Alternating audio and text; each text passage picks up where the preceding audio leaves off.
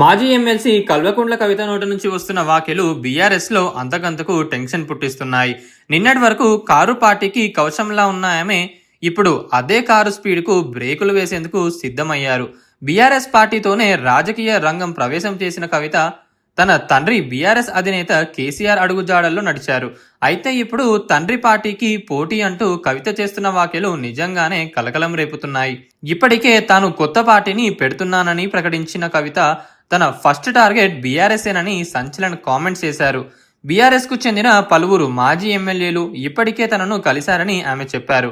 అయితే తనను కలిసిన బీఆర్ఎస్ ఎమ్మెల్యేలు ఎవరన్న విషయాన్ని తాను ఇప్పుడిప్పుడే వెల్లడించబోనని ఆమె పేర్కొన్నారు. ఇప్పటికే చాలా మంది బీఆర్ఎస్ మాజీలు తనను కలుస్తూనే ఉన్నారని ఆమె తెలిపారు. తాను పార్టీ ప్రకటించగానే తనను కలిసిన బీఆర్ఎస్ నేతలంతా తన పార్టీలోకి వస్తారని కూడా ఆమె తెలిపారు. ఇక తన సోదరుడు BRS working president Kalvakuntla Taraka Ramarao గురించి కూడా ఈ సందర్భంగా ఆమె పలు ఆసక్తికరమైన వ్యాఖ్యలు చేశారు. త్వరలో తాను పాదయాత్ర చేస్తానని ఇటీవలే కేటీఆర్ ప్రకటించారు.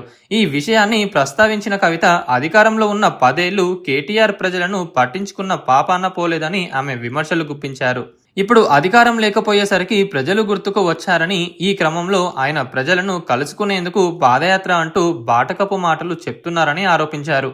ఇక రాజకీయాల్లో తన తొలి ప్రత్యర్థి బీఆర్ఎస్ఏనని చెప్పిన వైనానికి గల కారణాలు కూడా కవిత తనదైన శైలిలో వివరించే ప్రయత్నం చేశారు.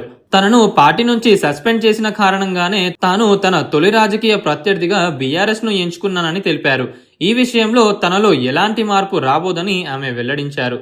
ఈ నెల 25న తన పార్టీ పేరుతో పాటు పార్టీ సిద్ధాంతాలను ప్రకటిస్తానని కవిత గత నెలలోనే ప్రకటించారు.